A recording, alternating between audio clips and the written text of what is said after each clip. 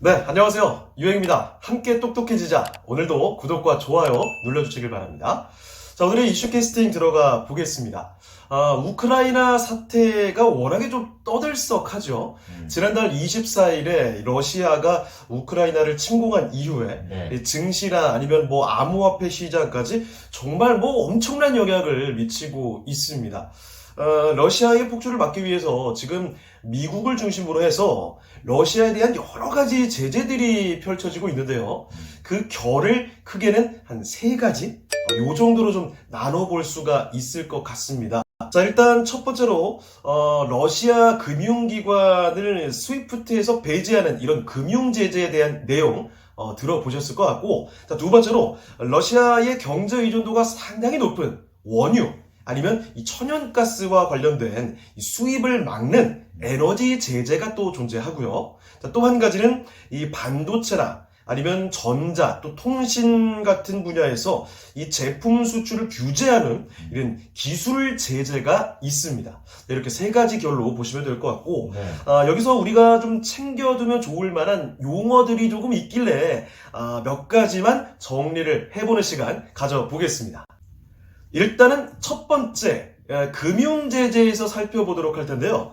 러시아의 국고채 투자 중단이라든지 뭐 여러 가지 금융제재가 있지만서도 가장 중요한 건 이거죠. 스위프트. 여러분 요즘에 한 번씩 좀 들어보셨을 것 같은데요. 설명을 좀 드리면요. 국제은행 간 통신협회, 즉 이 스위프트라고 불리는 결제망이 하나 존재를 하는 겁니다.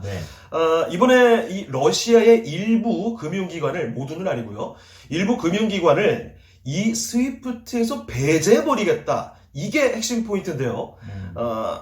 무슨 의미냐라는 게 궁금하실 것 같아요. 이 스위프트는요, 달러화로 이 국제 금융 거래를 할 때 필요한 결제 시스템을 운영하는 조직이다라고 보시면 될 것 같은데, 이 국제 무역을 할 때는요, 뭐 아시다시피 모를 수도 있지만 국제 무역을 할 때는 대금 결제를 받거나 또는 이 송금을 할 때 반드시 이 스위프트 코드라는 거를 알아야 된다고 하더라고요. 자, 그러니까 뭐 거창하게 무역까지 갈 필요도 사실은 없고, 해외 송금을 해보셨으면 아마도 아시지 않을까 싶은데요. 이 거래은행에 스위프트 코드가 있어야 되거든요. 이게 뭐 예를 들면 주소 같은 그런 개념이기 때문에 이 코드가 없으면 송금이 애초에 안 되는 겁니다. 자, 그래서요, 이 결제망에서 스위프트에서 퇴출을 당하게 되면 어떤 일이 벌어지느냐.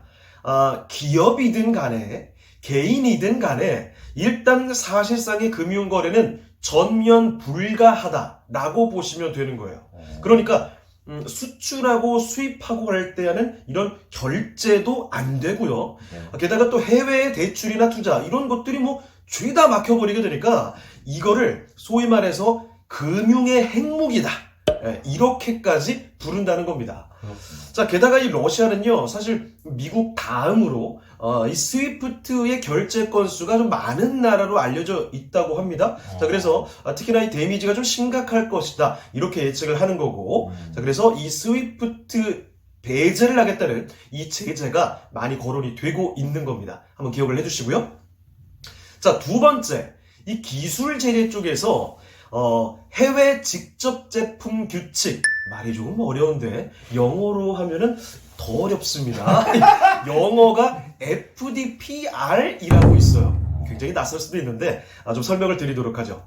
러시아가 우크라이나를 침공한 지난달 24일에 미국이 반도체나 컴퓨터, 이 통신 등 7개 분야의 기술을 활용해서 만든 이 제품들에 대해서 러시아 쪽의 수출을 규제해버리는 이런 제재를 발표했습니다. 자, 여기에 FDPR이라는 걸 적용을 했다라는 기사들이 제법 나왔거든요. FDPR이 뭘까 좀 낯설어 하시는 분들을 위해서 설명을 좀 드릴게요. 자, 이게 뭐냐면요, 이 외국 기업이 만든 제품이더라도, 그러니까 무슨 얘기냐면 미국에서 만든 제품이 아닌데 그 제품에 미국의 기술이 들어가 있다면 너네 수출 함부로 못해. 미국 허가 받아야 돼. 이런 내용입니다. 생각해보세요. 그런데 아시다시피 요새 이 반도체 같은 첨단 산업에서 이 소프트웨어나 아니면 뭐 생산 설비나 뭐 재료나 핵심 부품, 미국 기술이 빠질 수가 없습니다. 그러니까 100% 자기 걸로만 만들지 않으면 못하는 거예요. 그렇죠. 아니, 제품에 미국의 기술이 관여가 되어 있으면 이게 미국의 허가를 받아야지만 수출을 할 수가 있는 거예요. 안 해주지. 자, 그러니까 이 FDPR이 엄청난 파급력을 보인다는 거죠. 뭐 안 들어간 데가 없으니까. 자, 이게 사실 이번에만 화제가 된 게 아니라 이미 아시는 분은 다 아시는 게 몇 년 전에도 떠들썩했던 일이 있습니다. 잠깐 우리 회상을 좀 해보죠. 2019년에서 20년 사이에 정말 많이 거론이 됐던 얘기인데 이때 스마트폰 잘 팔고 있던 중국의 화웨이 알고 계시죠? 네, 화웨이. 미국에서 이 화웨이를 중국의 스파이다 뭐 이래가지고 이 안보상의 이유로 막 제재를 했었거든요.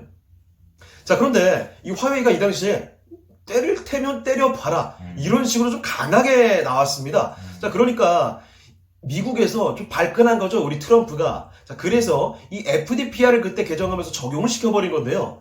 어떻게 된 거냐면 화웨이에서도 얘네들 제품을 만들기 위해서는 대만의 TSMC라든가 아니면 우리나라의 그 삼성전자라든가 이쪽에서 반도체 칩을 받아가지고 써야 되거든요.